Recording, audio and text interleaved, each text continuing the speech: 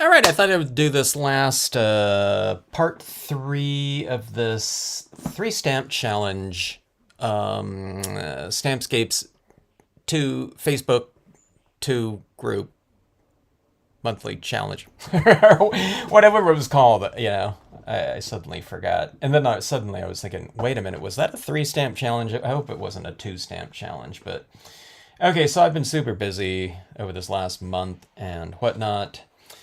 But wanted to do that challenge, and I thought it'd be fun just to do uh, for an 11 by 17. This is I would consider this a quick scene again for an 11 by 17 by just using three stamps, really just using two for the most part. The thing that took, a decent amount of time was adding these cloud textures like that. I'm not totally happy with the way they look right now, but we're going to fine tune it and hopefully bring it together. And I'm going to put some, I think, some light beams in this scene to kind of vary them a little bit more. We'll see how it goes here. So, anyways, hello, Candy. Sitting by the campfire. Fantastic, fantastic. I love it.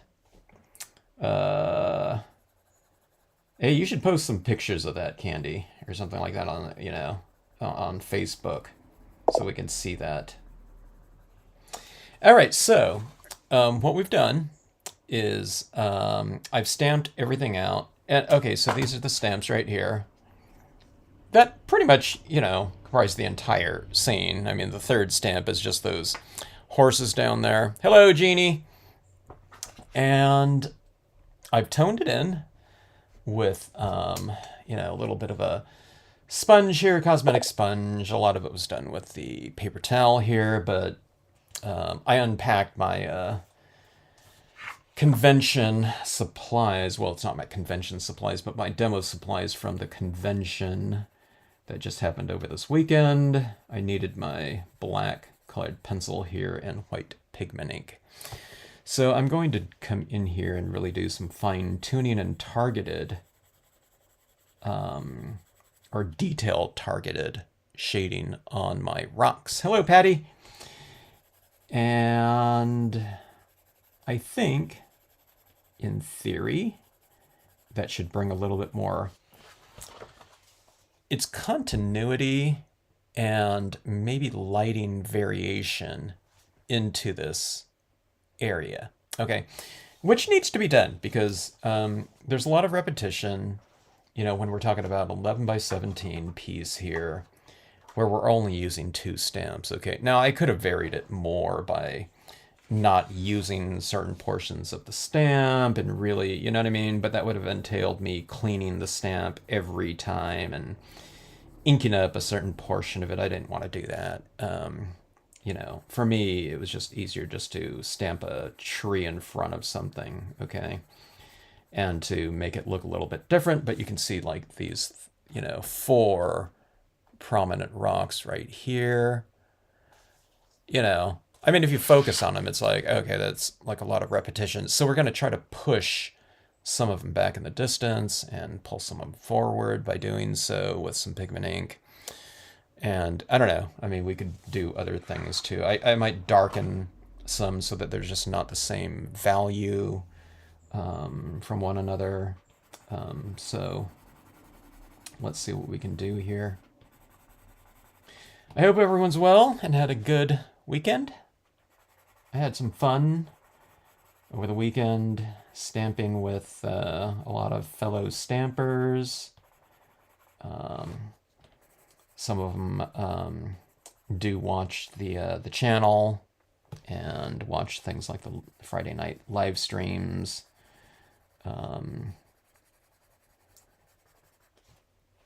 But I've been really busy for the past month or so. It feels like a month, at least. And I'm not sure if I'll be around this Friday or not, so why not do a Monday night live? But I was just at a convention in Mesa, Arizona, and I always say, one of the really nice things about doing conventions is it's kind of nice being in a room full of people who, when you're, talking all things stamping and media and stamping history, everyone knows what you're talking about. So, and then you learn all kinds of new things too. So I was talking about like Versamark and things like that. I didn't know what Versamark really was. I knew it was like a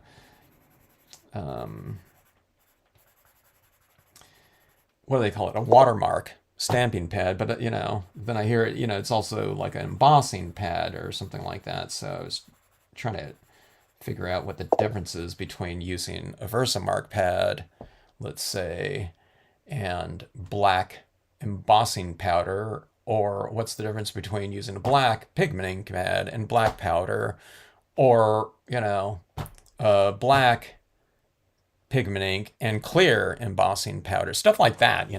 So we can ask a bunch of people all at the same time, what their opinions are about things like that. So it's kind of a nice form for I don't know, whatever geeky stamping, discussions like that. you know, because I'm a stamp geek. So anyway, all right. So what I'm doing is I'm going in here and I'm kind of separating some of these separate rocks in here with a little bit of shadow like this. So this is kind of going like it's a rock right here. Then there's a little bit of a shade right behind it. I define kind of foreground things by adding tone in the background. I don't, I try to avoid ever using lines in my stamps. I mean, sometimes you have to, but for the most part, everything's tonal so that things look a little bit more three-dimensional. Anytime you have lines in scenes or something like that or whatever, what it does is it flattens out the illusion of depth, and then you have to kind of compensate for that. So I try not to have that in there inherently. But like I said, sometimes you there's no way around it. Outline the side of a lighthouse or something like that. Okay, but that being said, so what I'm looking for on these rocks are just areas where they get darker anyway, and then you're just reinforcing that same shadow type of rendering that I've done in the design, and you're just making it a little bit darker, okay? All right, but we're also just kind of, we're trying to vary things. We're not just trying to render, one object. We're trying to give, an overall lighting scheme to something. So, some rocks might just be darker, all over the whole thing. Yeah, Linda. It's kind of a little bit of a joke here, with the the 3 stamp challenge. It's we would think of it being kind of a more simple type of composition, which it's ideal for. But I thought let's just try to kind of go with an extreme here with here's the 3 stamp challenge, but here it is in an 11 by 17 format. But one of the things that I've, it's occurred to me in the past is a lot of my 11 by 17s, I use my Brookside boulders, and it's like that stamp, I don't know, I use it all the time on those large scenes, it seemed. When I started looking at all of my 11 by 17s, it's like, that's a really prominent design that I'm using. And I use it a lot, and it pretty much dominates a scene a lot of times. So I thought, oh, I could probably do the same thing with, something similar. So I just chose the Babbling Brook just for a little bit of variation so we can get some falls into the scene. So I don't know, figure out what it looked like. And then I figured the, pine tree would break up some of the monotony to it. So I find that these ones right down here, I don't think it looks like these ones up here, even though the base of them is the same. So I just kind of, wiped off a lot of the ink off the stamp before stamping this second row, which is pretty much exactly the same as this first row in here. And then where it kind of looked a little bit weird, we just, do our scenic stamping techniques and put a tree in front of it, So there's a lot of tree obscuring background technique in here.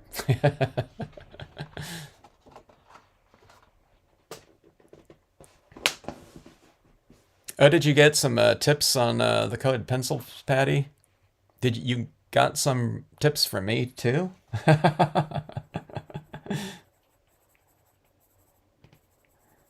My tips, over the weekend, I just mentioned to people that I just start off, with my colored pencils. I just use a very light version of them, you know, and then I incrementally get a little bit darker and darker and darker with them as I'm using them. So, um,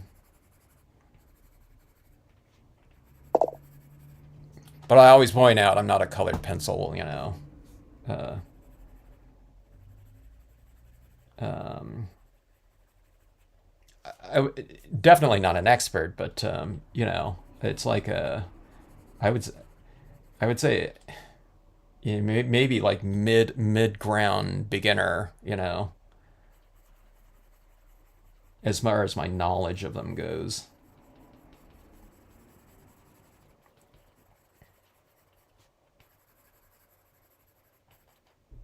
Okay, so here's where the colored pencils really come in too. See, I can't get a really good kind of a detailed shadow with this underneath that, these horses that are supposed to be in the water here. I was mentioning in my other video, someone was talking about kayaking. They go kayaking out there in Arizona, not too far from, the city, like Phoenix and Mesa. But she brought in these amazing photos of this river out there where there's these horses. There was a bunch of them. They're like wild horses, and they're standing in the water, getting a drink, or something like that. I thought, what the heck? They look like they, I don't know. She was just like taking photos with her phone, and I'm sure she was zooming in some, but I don't know what a majestic type of setting. I said, are they always out there? Why would they, be standing in the water? It looks like they're posing for you. But it looks so cool. And I thought, I don't think I've ever put a bunch of horses in the water. Unless it's like someone riding their horse, like Lady and Horse or um, Lady Rider, and I have them in the water. But not just like, you know, just horses, you know what I mean? Without any rider in the water. So I thought I would try that on this one. And then also, it's kind of like that's my third stamp there, so go with something really dinky or something like that. Um, the sky to me, that's supposed to be an opening up there. That's just the problem with us right now. It doesn't look like it right now, so I thought I'm gonna have to go darker in here or something. Or just, the easiest thing is to have some light beams coming out of it. And that's like, oh, there's that's the easiest trick in the book to, depict your source of light. So I think that's what I'm going to do. And it's also going to break up some of the monotony that's going on in here. This looks really similar up top there, like that. So if I have some beams in here, it'll give it a little bit of direction, I think. So I think that's just the fastest thing to do. Um, let's see. Just three stamps. Yeah, just three stamps, Ginger. They do make. I have some glossy paper this size. Any type of paper, any of it. Okay. Well, I don't know about any of it. Not like a holographic or something like that, but any cardstock always comes in 11 by 17 packaged. And then I think as soon as you get above that, it's probably like special orders at places for printing companies. But from us out in the West, not just the West Coast, there's a Kelly paper out in Arizona too, near where the convention was. But you can get, they always have a certain selection of, well, they used to, I don't know, with the paper shortages and things like that, but they always had typically about 3 or 4 types of matte cardstocks. Matte cardstocks are at 10 different types, but they would have your semi-glosses and glossy cardstock, and they would have packages of 8.5 by 11 or 11 by 17. The 11 by 17 was always there. So sometimes I used to recommend to people. I don't know if it works anymore. It's but 11 by 17 papers, they weren't twice as much as a ream of 8.5 by 11. It might just go up. A ream might, and back in the old days or whatever, it might be $25 for a ream of glossy cardstock. Okay, this one's a semi-gloss, and it might be like $7 more for the 11 by 17 or something like that. So I mean, it would give you a lot of paper, a lot of paper. But I always said, well, if anyone knows anyone that you can, split a pack into, that would be really good. And what you would do is you just take the entire ream to a, at the time it was like Kinko's Copies. I don't know if the FedEx store or something like that now, if they still have that paper trimmer, but just, they can just trim that whole ream in half. Then, you guys can split, to basically reams of 8.5 by 11. It'd be really reasonable in price. No, not Glossy Genie. So this one, okay, so I wanted to do this one fast. So the glossy cardstock, when I was stamping this out with this Memories ink on glossy here for me, it would have taken forever for it to dry. So I would have been stamping it out, and it would have been, it would have been like really, really smudgy. So that's why I avoided that. I was using my Memories pad here. This is a new pad, but it's like, I don't know, 15, 20 years old. And the actual pad is, you can see it right here, it's just completely delaminated from, or I don't know if it's delaminated, but it's not adhered to the pad anymore. But that's not the big thing. The big thing is it's still really juicy, and on glossy cardstock, I would have been waiting for all of the imagery to dry for a really long time before stamping the next thing. Before toning it in and coloring. I don't know. Have you guys used Memories inks before? Memories to me were always way thicker. I used to use these Memories right here before things like VersaFine Clairs or something like this, but this used to be my go-to for my foreground imagery, like on glossy cardstock, because it was so thick and rich and black of a black ink. But the thing about it is, it took a while for it to dry. Now, if I'm out in Arizona again, or something like that, it's drying for me like really fast. But for me, I used to do my foreground imagery in black, and that would be the last thing that I would do. Like, I mean, I do that with, thinner inks too, but I wouldn't touch it though for like overnight. I would really allow it to dry and set. And that's the way that I had to use it. I knew this guy, Ken Pescio, and his imagery, his pad that he always used to stamp his imagery out, he would stamp his imagery out, and he would just go, and start toning in. I was like, wait a minute, why, if I tried that with the Memories, there's no way I'd ever be able to do that. But I didn't realize just the extreme, difference in drying time between a really super arid, environment, I guess. It's not as if, like Southern California. Southern California is supposed to be, like a desert too, which it kind of is, but it was nothing in comparison to being in like a much drier environment, and probably where someone has their air conditioning running, drying things out even more. So So memories, is a pad for your imagery to be colored right away is no problem out there. All right, so just toning in. I think it's starting to come together a little bit more. I think I'm spending a little bit more time on these ones than on these ones. I don't think I want to make these ones too defined like these ones right here, just so it pushes these ones back a little bit more. I did go kind of dark on some of those. The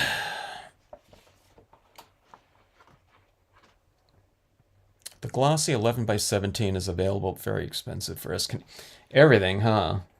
In Canada. Think about, there used to be so many stores in Canada, and I don't know if paper availability in general, is becoming less. I got to think it is, just because there's less printing going on these days, just in general in the printing industry in general, like textbooks, you know, calendars, book covers, it just everything. There's just a lot less printing going on. So, what I'm getting at is those stores used to carry glossy cardstock a lot of times. If it was a store that was around in the 90s, they would probably carry packs of some type of glossy cardstock. So, I don't know where that was coming from, and I'm talking about like in just about every country that where you'd find stampers too. So, you know, something like finding it in Canada wouldn't be any problem, and I don't recall it being like really really expensive.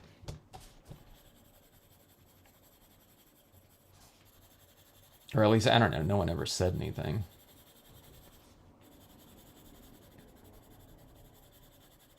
I think a lot of stores would just buy, a ream of it or something like that, or whatever, a couple of reams, and they would just package it themselves. All right, let's see here. 11 by 17, I feel like I'm doing like a monster map or something like that, just from the, the size of this right here.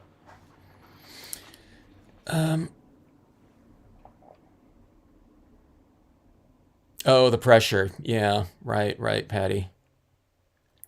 Impression pressure. I was talking to people about that too over this weekend. It because at a show, everyone's learning a bunch of stuff. So I talk about different techniques, on the printable holographic cardstocks or vinyls, and the difference between like cardstocks. And I know they're not going to remember, and I don't expect them to remember the things that I talked about. But the biggest thing I talked about, it's like the big tip for me if they go home and try something is, when you're trying any media out, don't go with like a full saturation of whatever ink they're using to color something. Just use a real light version of it, a dry version.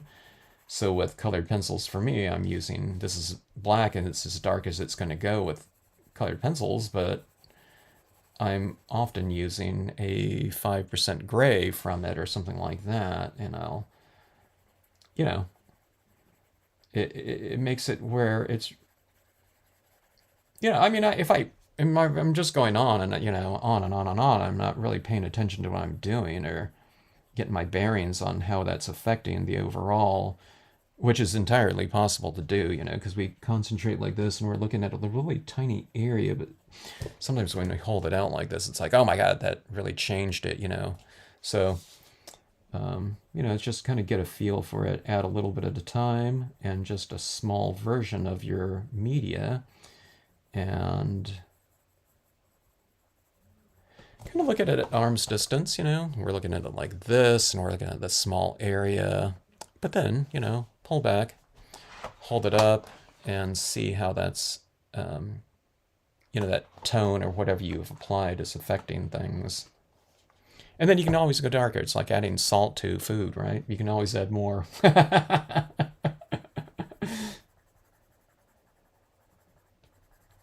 The only difference is in stamping, if you add too much of a certain color or something like that, there are other things you can do, to cover it up or something like that. Or in this case, if I added too much whatever down there and it should have been lighter, I can always add like some white pigment ink over the top of it. But I always think it's just easier just to not get those kind of undesirable, unintentional applications of something to begin with. But I always do, I always have to kind of compensate and, repair something because, we should always be kind of, I don't know, we should always be kind of, having to undo something because that kind of represents us kind of stepping out of our comfort zone all the time. You know what I mean? I'm talking about, after you get, some techniques down or something like that, don't just kind of, just sit on it and just do the same thing all the time, because it's kind of fun when you're learning things and, I don't know, whatever, growing.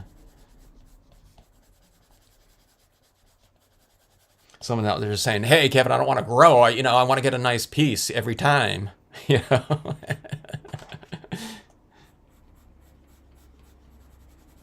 With the zero mistakes or whatever, zero, undesirable marks.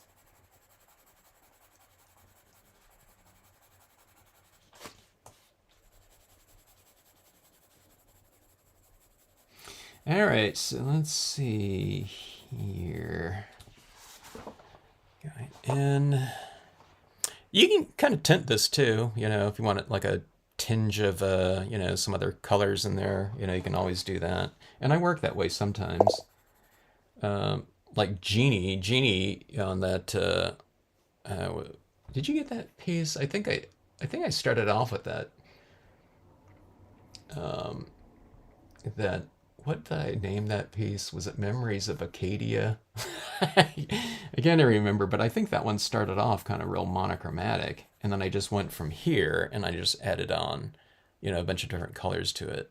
Now this one, the pine trees are already black, but that one was a, fall deciduous piece. But that's the way they used to work in oil painting. A lot of times they would get a full grayscale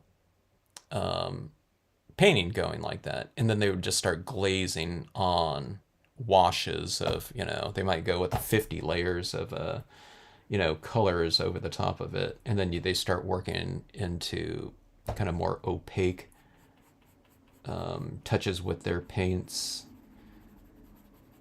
For us, the equivalent would be, to layer some colored pencils down on this, or dye-based inks or alcohol inks, and then to go into it with your paint pens over the top of it, to get things a little bit more three-dimensional.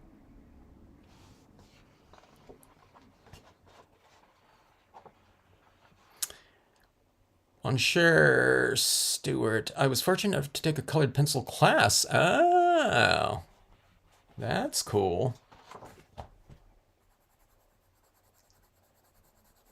If anyone's taken a colored pencil class, 20 times as much after that one class than I do about colored pencils.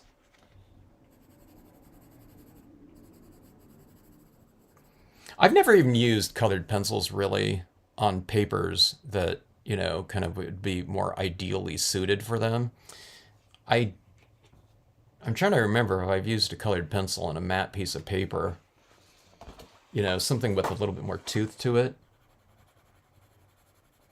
I've used it on the semi-gloss paper, and then I've used it on the printable vinyl sticker papers, but doing it over the top of white pigment ink, the white brilliance ink. So it's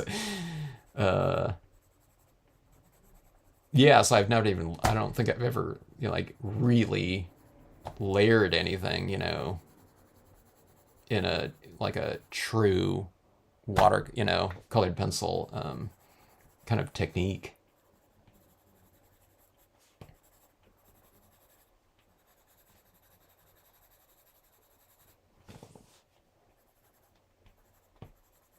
Okay, so this is getting a little darker here.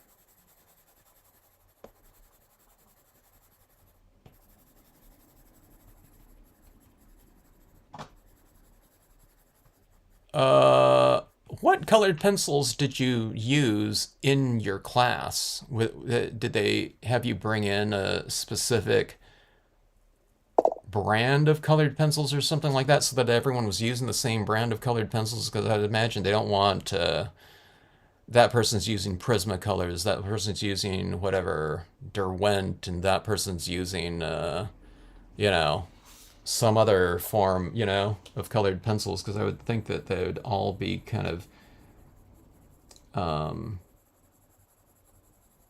the colors would all be laying down a little bit differently, I guess, from one another. Or did they just go with the basic, like set of 12 or something like that that everyone got?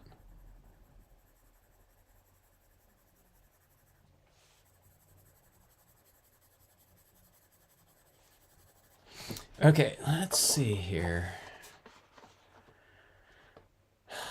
I think that's looking a little better. What I'm looking for is I want things varied, um, separated in terms of like maybe texturally and distance wise, but connected more in terms of I don't know, maybe shading and uh,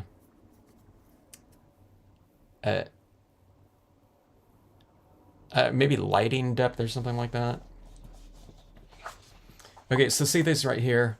I really cringe at the idea of kind of coloring out my falls like that, but see, each one of these falls, they look identical. You know what I mean? So I don't want that in this case, because it's the same waterfall used over and over again. If I was able to use like my other fall stamp, or just any of them, instead the same one, then I would probably keep it a little bit lighter, but on this one, it's too much of the same thing going on. So what I'll do is I'll just darken, maybe the ones on the end. Like that, okay. So at least it's not the same exact here. Here I need to get a little bit gutsier here.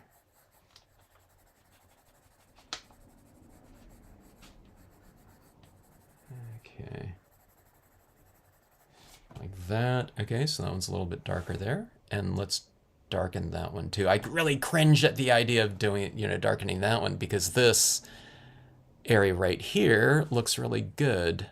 But again, in the grand scheme of things, same. It's like hitting the same exact note, over and over again. So we'll just darken this in like that.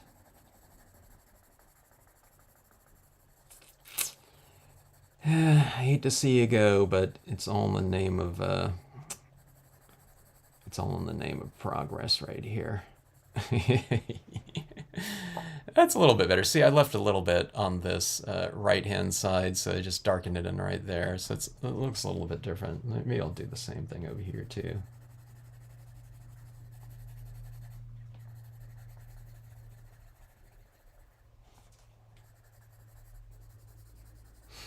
Okay.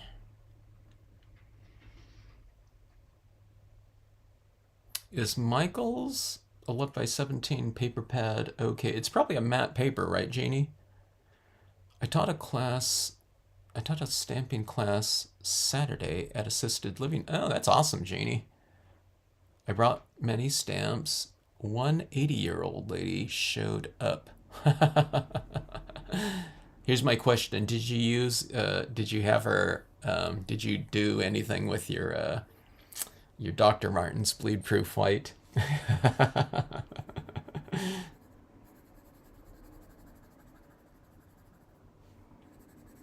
You're one student.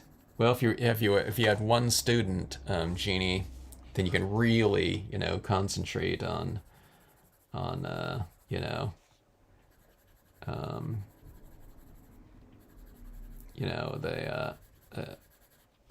the targeted instructions. So you can get into your stamp expressionism.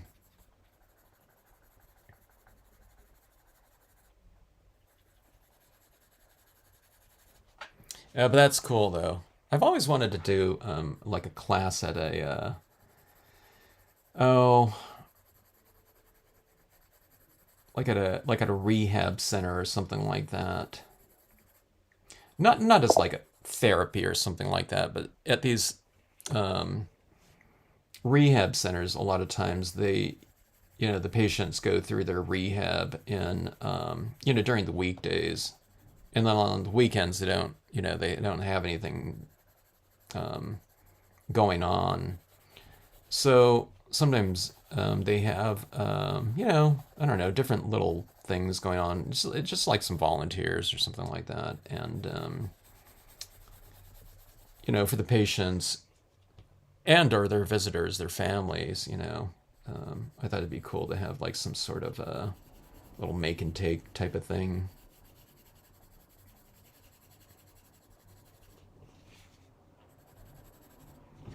You know, not 11 by 17 pieces. Maybe stamping out some 2 by 2 tiles or something like that.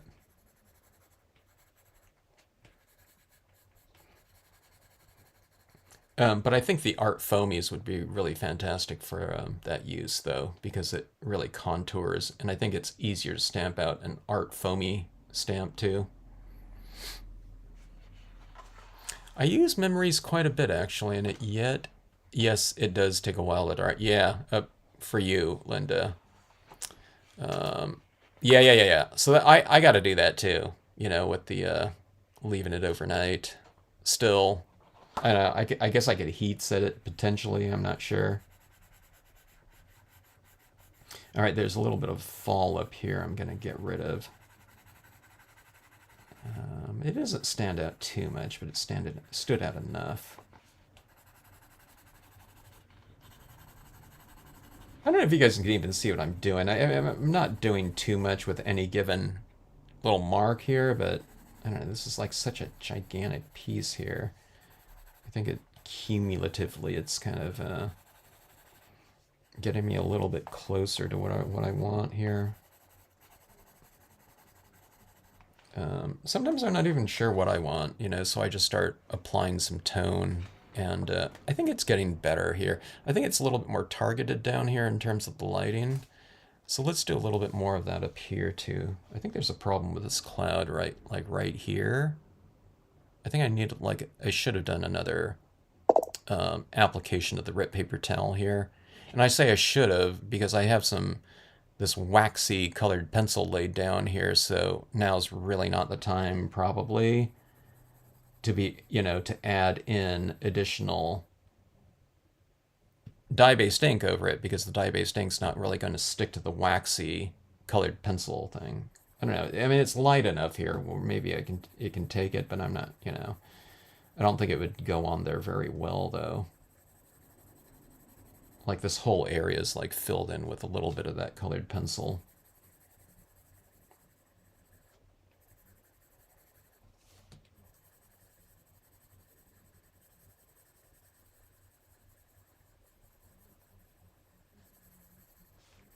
I think this would be interesting too if I just did it with graphite, like one of those soft pencils. What was it? The B's are soft, right? The H's were hard. Yeah. Like I don't know, like a 3B or 4B maybe.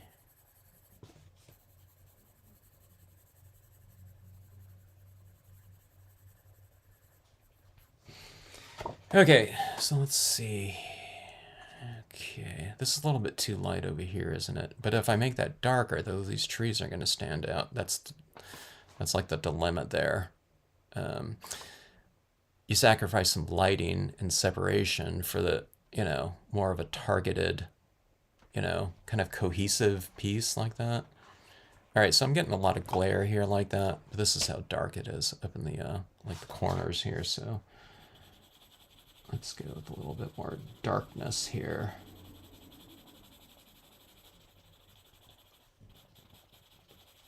So I met with some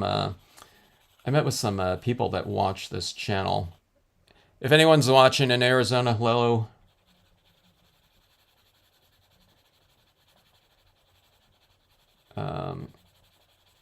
But Linda, they said someone's like I forget, they thought you were New Zealand or something like that. And I said, oh, that, no, Linda's up in, she's not in the US, but you're in, BC. But they thought you were New Zealand. There might have been someone else that was in New Zealand on one of the live streams or something.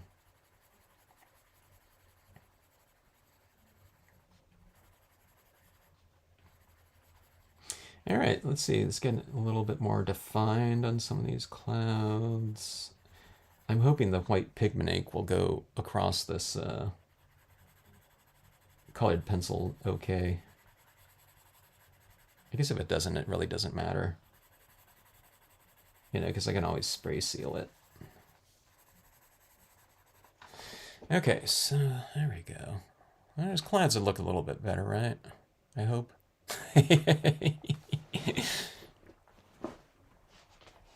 Linda, does your memories slide and smear easily on your glossy? I know it would for me if I applied it in a certain way. So, like I said, for me, and it is for Linda too, it looks like. Oh, she doesn't use glossy much anymore. Um, but yeah. So when you're doing that, I don't find it. I don't find it. If I'm stamping an impression for me with the memories, I don't remember it like sliding around like say Brilliance ink on like a silver foil or something like that. But yeah, I would imagine could, just because that viscosity of the memory's black. I don't know, do people use a lot of memories black as much anyway? I find that the pad of the black pad of choice in terms of getting like a really solid dark image is the Claire. It seems like everyone uses Claire because a lot of people just don't use they don't use glossy. They're always using matte, like a Nina or something like that. And it seems like to me like the black of choice, for getting a really good impression seems to be the VersaFine Claire black. I don't know, is that the same thing for anyone here?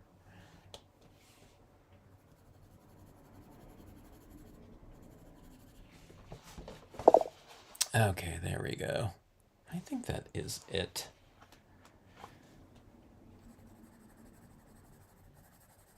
I want this to be the 3-stamp challenge, not the 3-hour challenge here.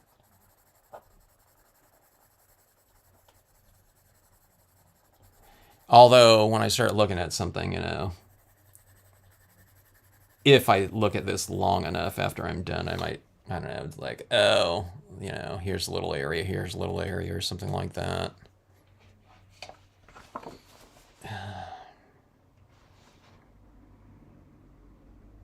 These big pieces, you almost have to hold it up and kind of go to the other side of the room almost, to get the gist of it.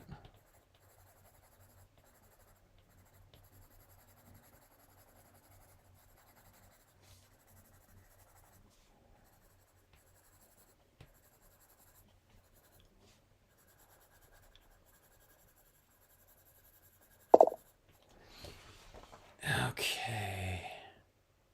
Yeah, let's just go with that there. They were provided, okay. What? It was a class with me, not with the colored pencils, though. That was some other guy. That was like my evil twin or something like that. I don't think, right? I can't remember ever teaching anything with colored pencils. I did have these sets, though, one time.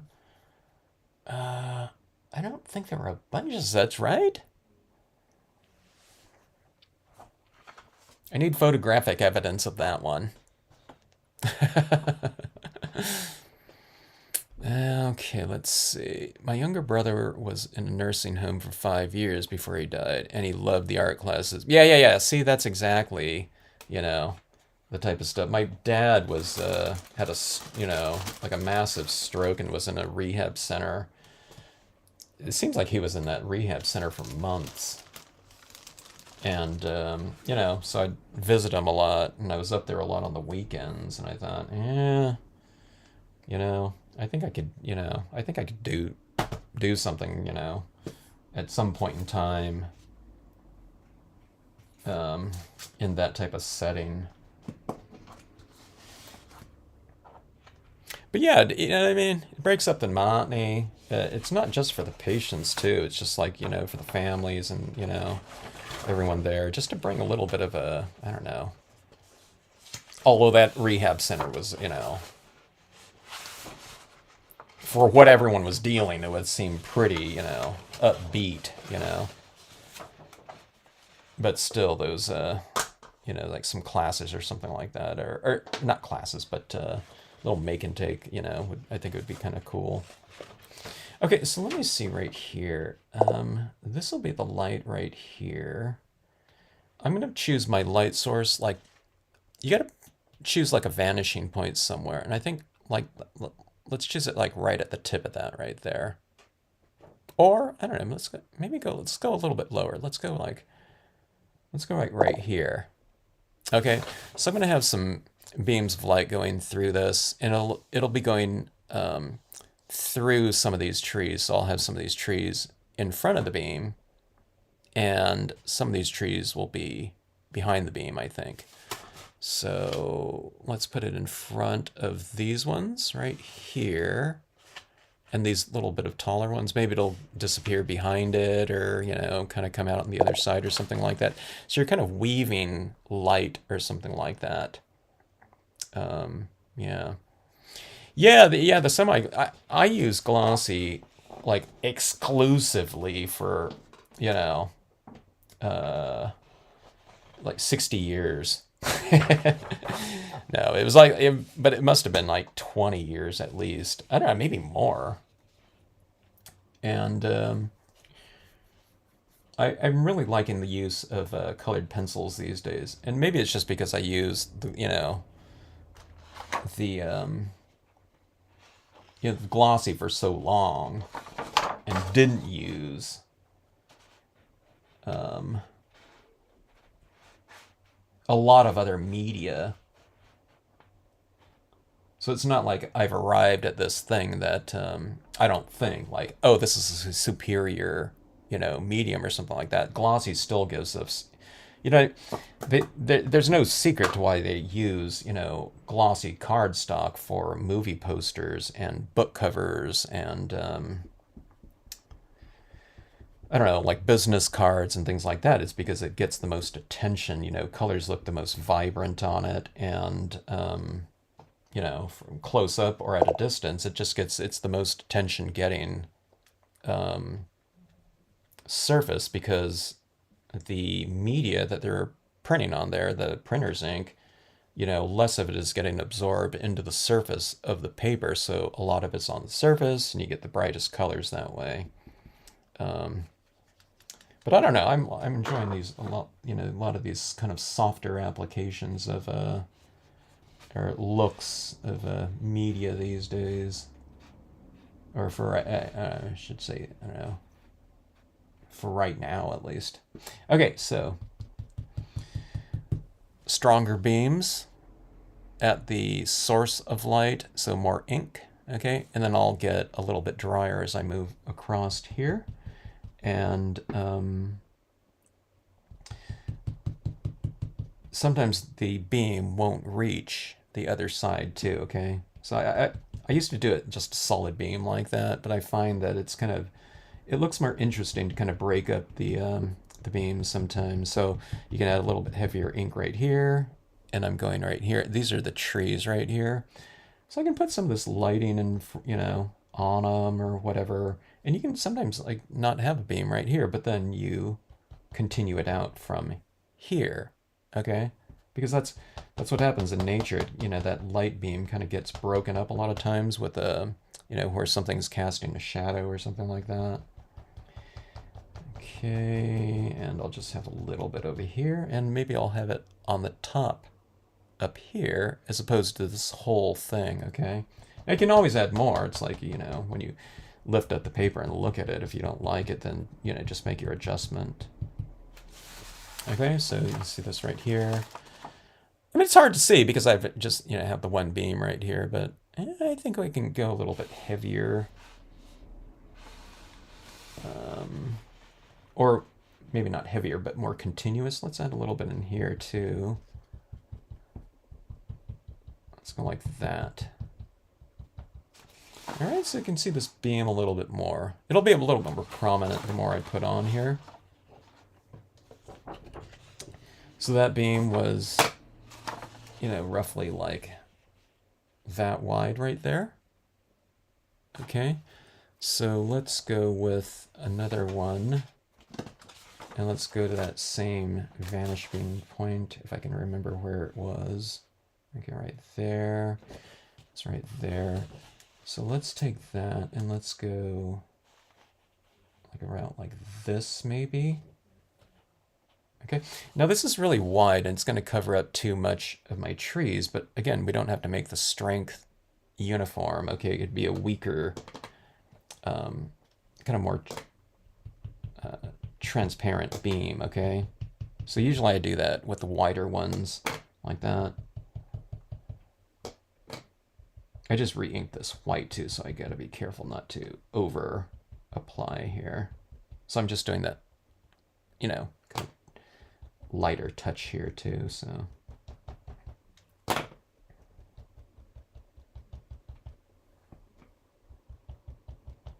So I'll go a little bit heavier right here maybe, or something like that. It's not because I think, oh, that's where it should be. What I'm doing is I'm just trying to vary this, you know, from one end to the other, just so it's not like a completely uniform application of white, which you could do if you want it like super dramatic maybe.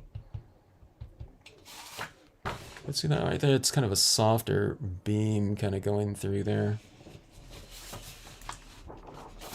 All right.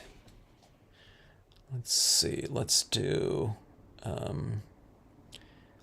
real thin one. But let's try a thin one, kind of going through here.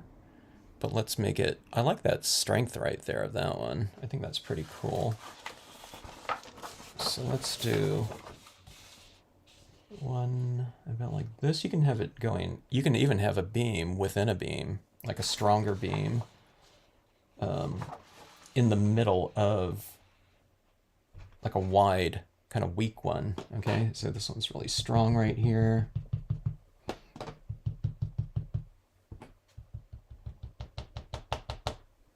Or stronger.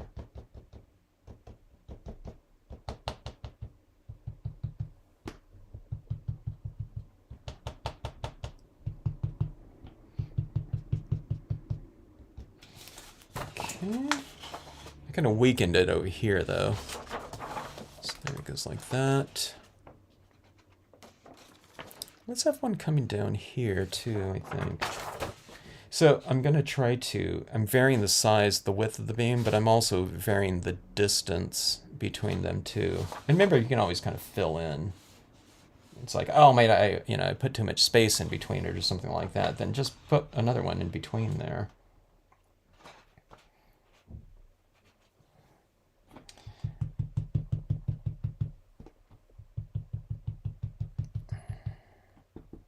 VersaFine Clear is my go-to black for regular paper. Yeah. That's what I'm finding with a lot of people, and stays on for glossy. When people asked that on glossy in the past, it was really split at one of these retreats that I'm going to, I'm saying. And this is years ago too. But I think only one person, that was Ken Pesha, was with the memories. But then, like, there was an equal number of stays on, and people were using the Marvy too. And there was one other type of black ink. I can't remember what it was. The Claire wasn't out at the time.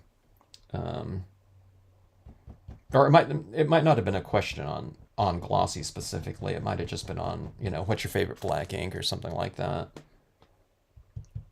I think the VersaFine was out, but not the Claire at the time. Okay, let's see here. Anything like that. See that? I mean, I can make these beams a lot stronger too, but I think it's changing the look of over here from over here. So these trees in here don't look so similar exactly to these ones over here, I think. It was me, plus did Stampscapes classes too in Bellingham. Yeah, stamp a doodle there. What colored pencils class did I do though? Huh. Maybe after I banged my head, there was a year that I lost in terms of memory. I'm joking, folks. Maybe, I do have these sets of pencils, though. But not like 20 of them, or I don't know, whatever, 10, I didn't think. But I'm trying to remember what we did with that. Maybe it was like a one-time class or something like that.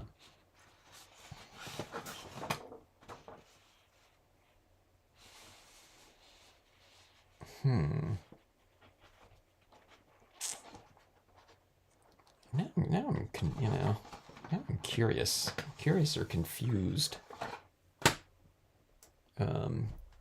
Which I don't know, doesn't come as any surprise to me, but which isn't unusual. Okay, now this beam right here, I got to be careful because it's like almost parallel to the edge of the card, so I'm going to really vary it here. Okay, so let's go like this, and let's just put a little bit out here. It's a suggested beam. It's not too, yeah, there we go, like that. See how I really broke this one up? It goes here. I don't have like anything going across right here. And there's a little bit of it here, and there's like no beam like in this whole section right here. I'm liking my clouds better now too, and sky, with the use of these beams, because these beams are something in front of it, even though we can see all this cloud structure back there, but you're kind of pushing everything that's behind these beams backward one step, okay? But see, this beam goes like right here, here, and then right here, and it kind of peters out over here. So it's just kind of suggested, so I don't get this hard white beam that's just totally parallel with this top of the edge, the form right there. That's how I got that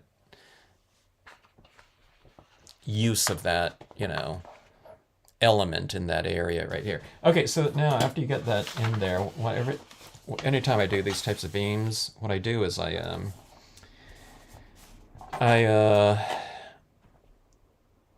kind of blend them out a little bit.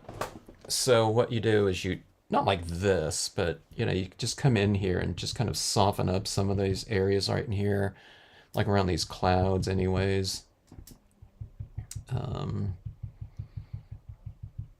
Because sometimes after adding those beams too, there's too harsh of a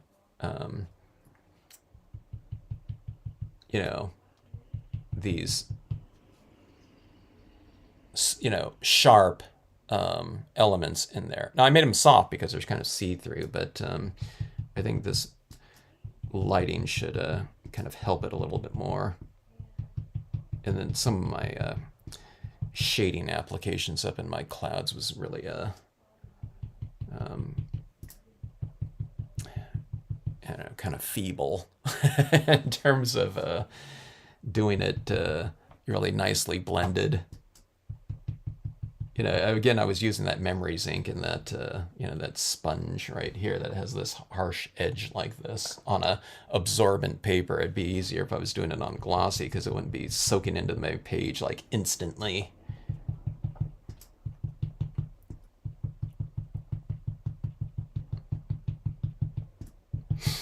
Okay, let's see.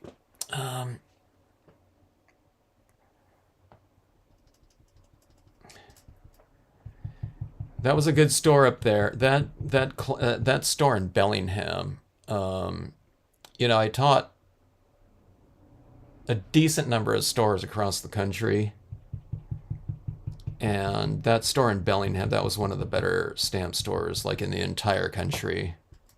One of the longest standing ones too. One of the earliest ones. I think she opened up in like 93 or 2 or something like that. Yeah.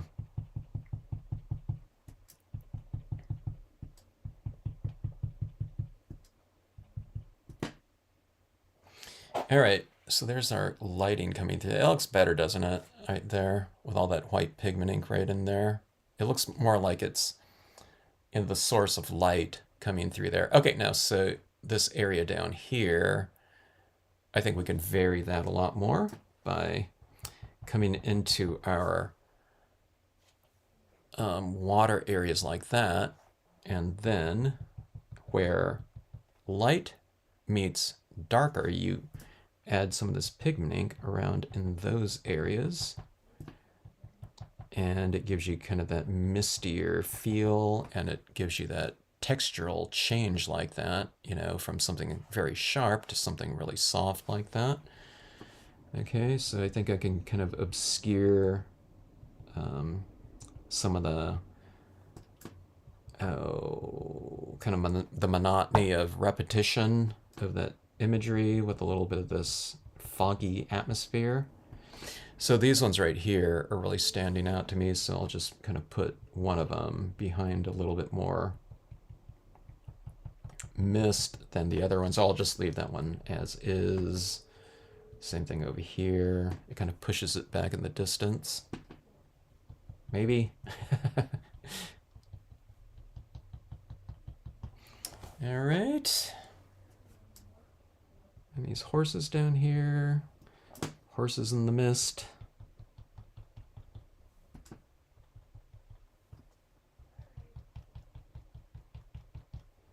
That. And then let's push and pull some of these trees a little bit more. Okay, so all trees are the same, like that. And let's push some of those into the background a little bit more, like that. So you get a little bit of variation between dark and light, or sharp and soft, like that, okay? And plus it looks like, you know, the light is kind of hitting them or something like that.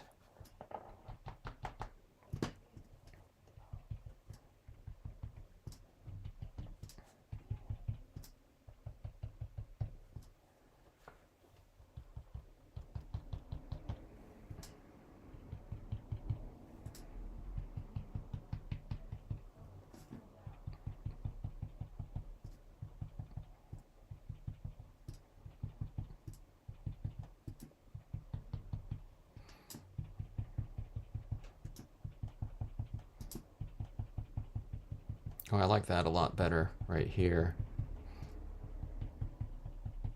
That looks like a light is coming through there even more now. I just slathered it on there.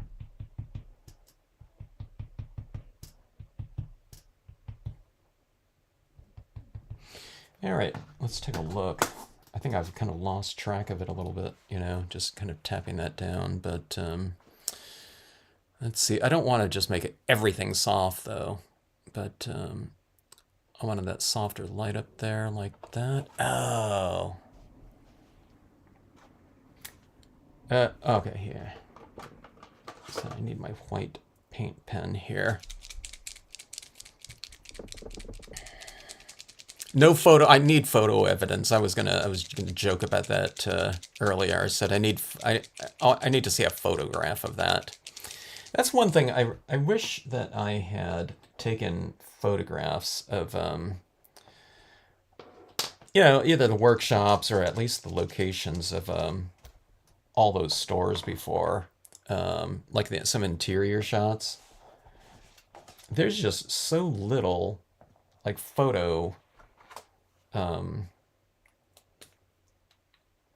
photographic, I don't know, whatever history of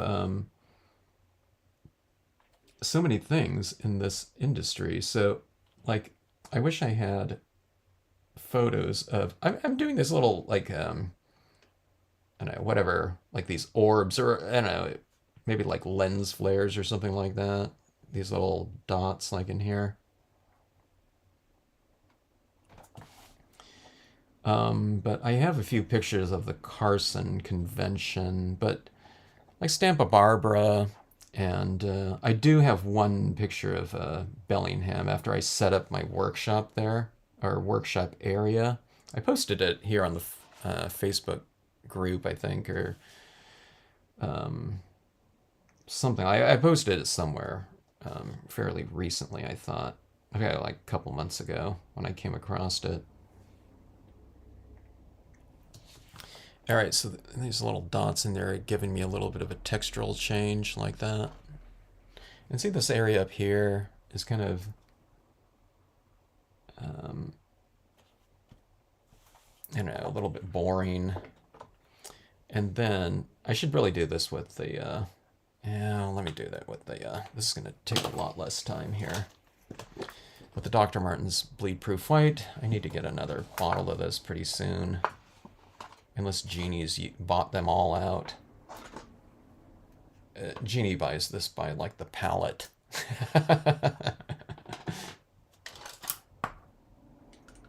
It looks like you do. I don't know. Yeah, Jeannie, are you still on here?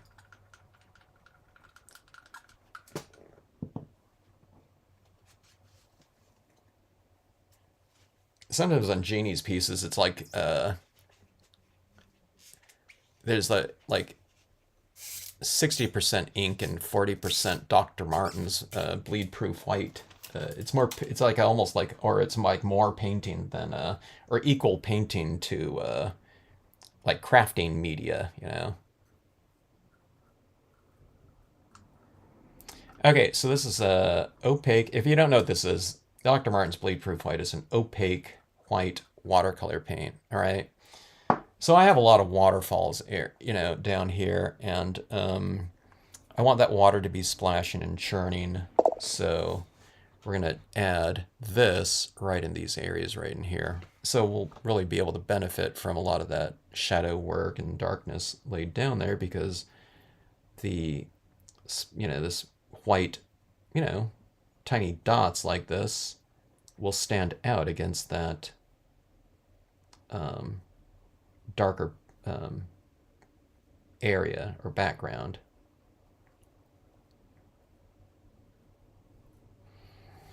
All right, so you can see, I'll show you how that looks right here. You see it right here. Look how kind of three-dimensional that looks now with all that kind of splatter area down there. I'll do it around here. It looks a little bit, you can do that with a paint pen or something like that. It's a little bit more varied and quick, and I think a little bit more natural splatter painting like this. You got to make sure that you don't have like so much paint in there though that you're going to be like have a big drip of like paint down there. So just be careful about that. I have very little on here. It's just like in that little tip like that, and then I'm just releasing a couple little hairs at a time. Well, now it's getting a little bit drier, so I'm doing a little bit more, but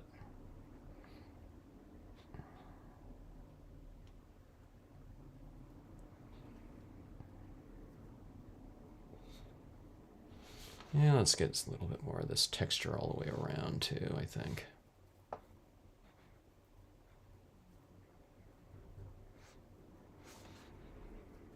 Not that there's waterfalls everywhere, but it's just like kind of like dust in the air or something like that, being illuminated by the light. Sometimes it's all too uniform, so you can come in here and add, larger dots or something like that. Let's do that a little bit.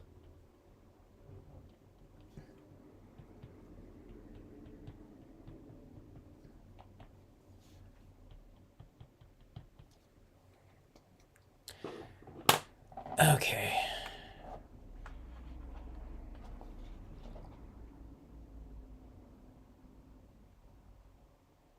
Okay, do you see that down here? How those little things like that kind of they awaken the I don't know, whatever those areas are, with a little bit of contrast. It's contrast in terms of light and dark. So it's value contrast. It's a textural contrast. It's lighting. It kind of gives movement to the scene a little bit in those areas. So it does a lot of things in one fell swoop like that. Yeah, Patty. Yeah, that it would. I think it. Yeah, I don't know. We need to take stamping, to these like centers like that. I think stamping would be a perfect type of thing like that, in terms of being able to do quick projects. This one isn't, but I could do a quick version of this project though. I think, a really good one to do would be like the holographic printable vinyls or something like that. I think that would be like a really dramatic project, for someone to create in a, you know,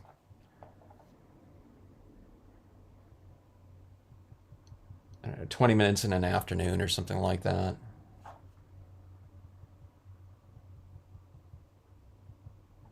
Okay, so I'm going in and making some of these little dots glow, like especially in these light beams like that. Like I said, it could represent like a lens flare or something of that sort, or just a backlit, um, whatever, sediment in the air.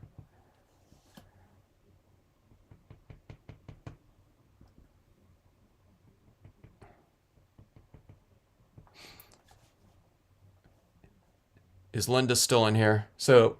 Um, so we're gonna go from the 3 stamp challenge, on the Facebook group.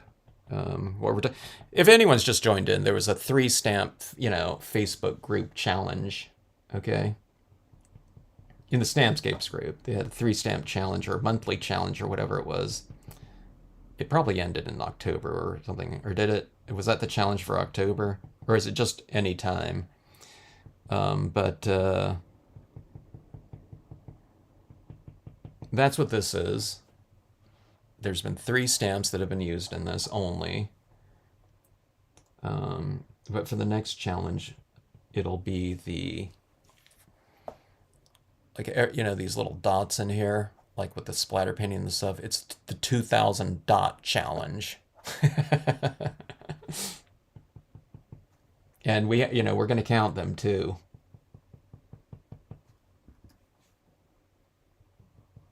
Or Linda's the administrator. She's going to count them for, of anyone that posts in that, whatever, that album or folder.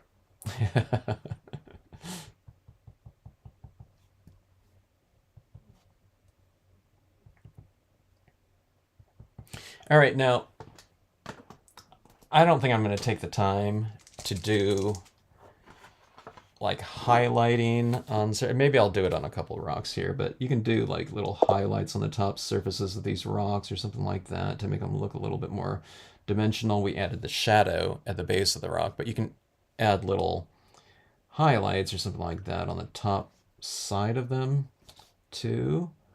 Or in this case, maybe this white stands out a little bit more, so I can go with a gray or something like that. That would be perfect. But again, I don't want to take too much time to do this. There's a lot of rocks in here, so.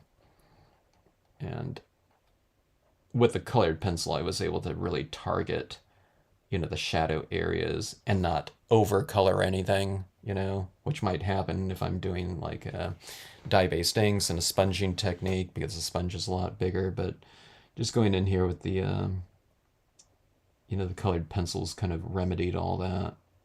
So anyway. So there we go. Let me see. I think I'm going to stamp some birds up there. I'm just joking. Because that would eradicate the, the 3 stamp aspect of it. I guess I can draw them in, right? So anyways, there's your 3 stamp challenge like that. I think I can go with a little bit, some of those light beams. Those light beams, after you add white pigment ink, it gets a little bit darker, but it kind of looks cool.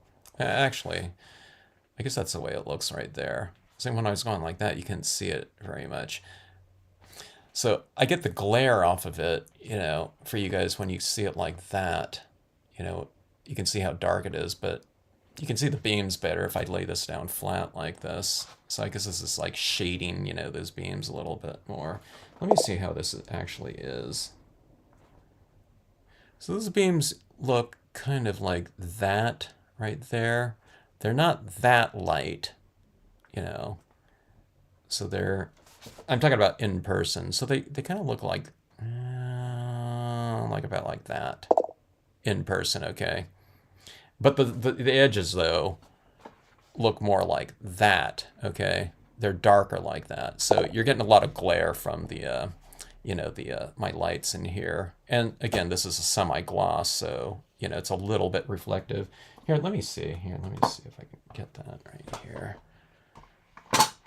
Should I like that? I guess that looks about right there. So I'm getting the glare. I got this bowed a little bit, so that's a pretty good indication of how this looks like this. So anyways, there's my 3 stamp challenge right there. It's just, kind of an extreme version of it. My class was not advertised well. I'm going to do a winter scene in 2 months. Yeah, see, Jeannie has all the Dr. Martens at her place. She bought it all out, so if there's a shortage on it, we know who the culprit for it. Oh, the 3 stamp challenge ends on November 30th. Okay. I thought that was it like a 2-month challenge or something like that then? So if anyone's on the Facebook group, I think it's a great challenge, I think there's been 1 stamp challenges before, another, I don't know, 1 stamps, that's not enough there, then we're like hand drawing everything in or something like that. So for me on, a big, huge, piece like this, I feel that the rip paper towel thing, it kind of takes the place of an additional stamp, because you can do those textures like that, and these light beams like that, they're almost like another character in the piece, So I guess just coloring and pigment inks or something like that, Splatter painting too is kind of its own character. Can't really see it really well. And this screen, let me see if I can get in there a little bit more.